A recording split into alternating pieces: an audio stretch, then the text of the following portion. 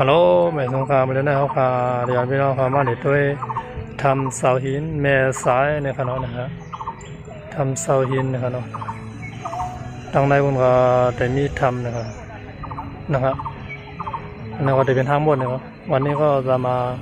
พาเที่ยวดูทำเสาหินนะครับไปดูกันพร้อมๆกันเลย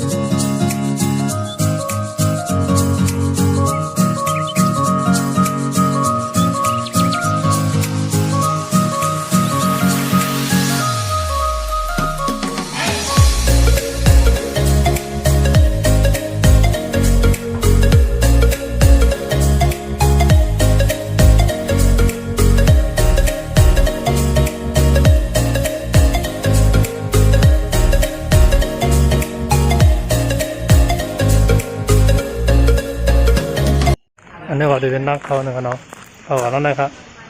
เขากับน้องกับน้องบุเดี๋ยวมีท่าน้องบุนะครับเนาะนะครับมือไหวบายมืออยู่ตรงไหนบนไหวบายนะครับเนาะเอาขามือด้วยสมันตรงไหนบนขนาด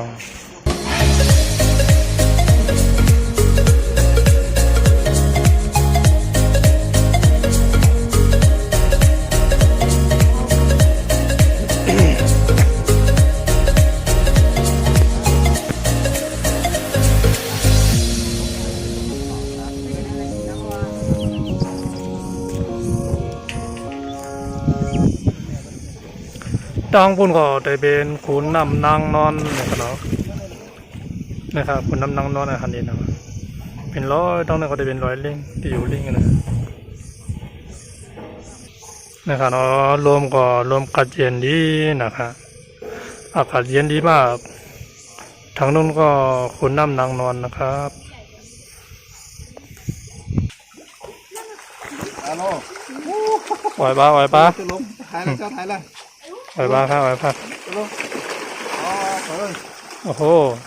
ถ่ายวิดีโอจะมาตัวใหญ่เ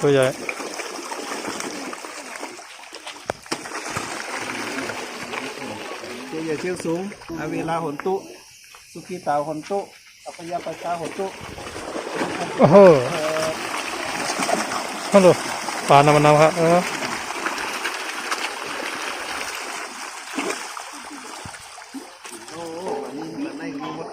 ปลาลูกนี่ดูลงเลยถ้าเราตัวนั้นเป็นอย่างนี้ตัวนั้นเกี่ยวกับงานจะว่าตัวลูกปลาหมดพัดออกมาคือนั่น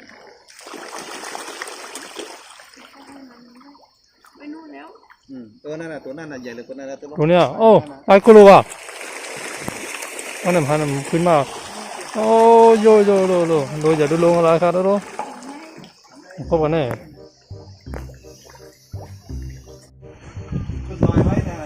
ดังในวันก็ได้เป็นทำเนี่ยกันเนาะทำลิงอยู่บนด้านลิงนำหนากันเนาะมันมีเนื้อเถื่อนมันเนื้อเถื่อนนะครับว่าใครกันเนาะนะครับทำนะ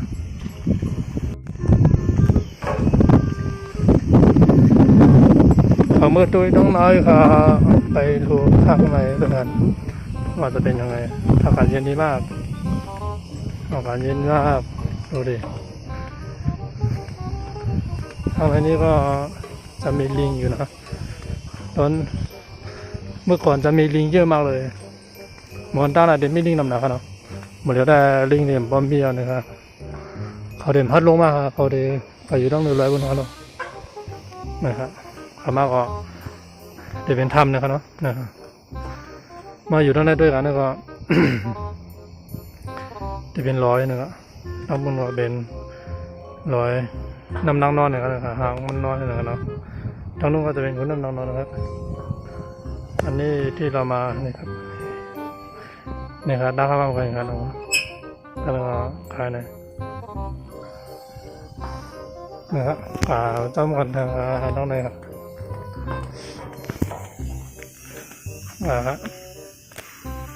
เป็นถ้ำนะครับนั่นนะครับเนาะดาวเป็นสื่อไปนะครับเนาะ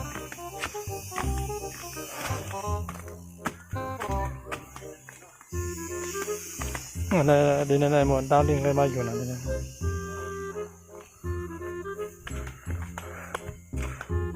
ครับทางขึ้นมาข้างบนขึ้นมือดาวบนมาเลยอันนี้ห้อยเขาทับโอเคเขาทำเนี่ยเขาต้องบนนะโอเคได้ยินครับเขาต้องในเขาเนาะเพราะว่าเขาทำเนี่ยเขาต้องหน้าขึ้นมาขึ้นลงมาต้องบนเนี่ยเขาเนาะเนี่ยครับนั่งในก็ได้เป็นอันนี้ก็ได้เป็นคนนั่งนอนนะครับเนาะทางนอนทางคนนอนไว้นะครับเนาะนี่ก็ได้เป็นทันไซน์นะครับเนาะนี่ก็ได้เป็นปูนลงดอยลงตีอยู่ลิงนะครับนี่ก็จะเป็นน้องมีป่าในนะครับทางบนก็เรียนเข้าไปมากเหมือนกันนะเนาะใบมาต้องได้นะครับจะขอจบคลิปไว้ตรงนี้นะครับไว้เจอกันในโอกาสหน้านะอย่าลืมกดไลค์กดแชร์ไว้ด้วยนะครับ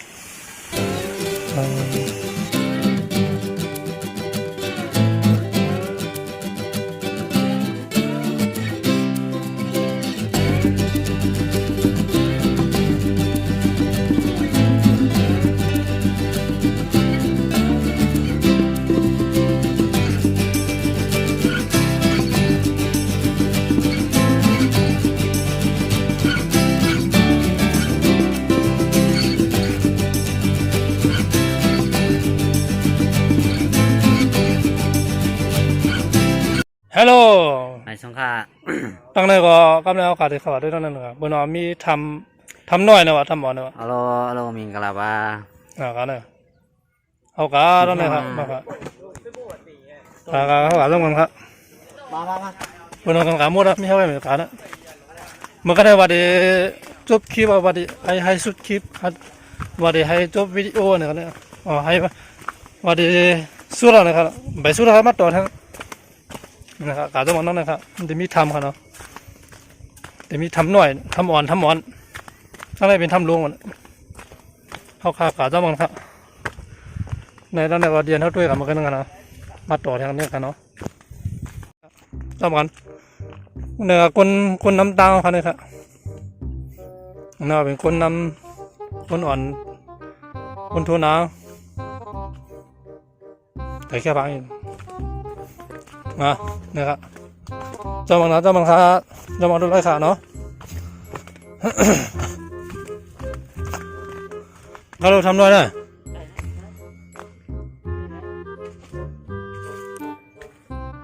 เนี่ยครับเนี่ยก็มีทำโอ้มีไฟเขาจะการในหมดแล้วนะเนี่ยครับขาจำกันเนี่ยครับอาลูเนาะเพราะว่าอันนี้ทำให้ทุกคนกันได้ด้วยหรอเดี๋ยวยาจะมาพี่น้องเขาเตรียมมือถือขาเนาะ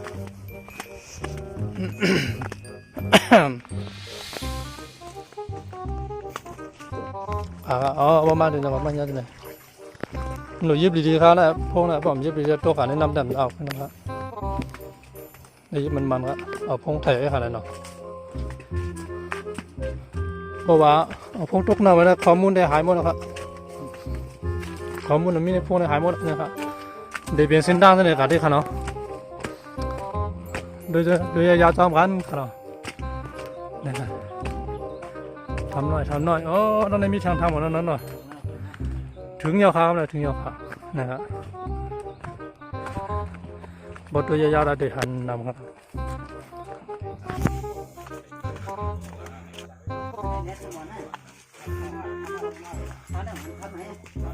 นะครับทำครับ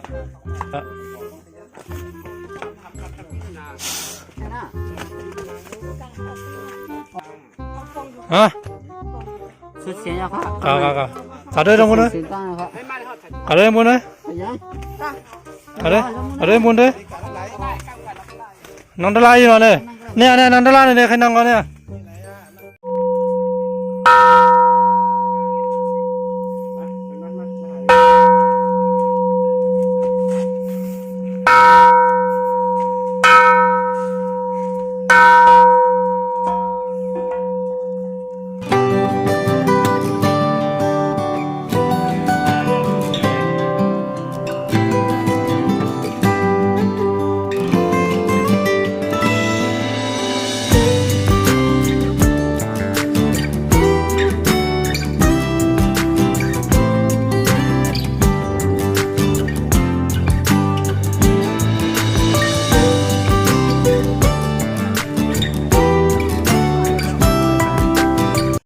กำลังวิดีโอข่าวเนี่ยก็ได้สุดที่ไหนยาวนะครับเนาะ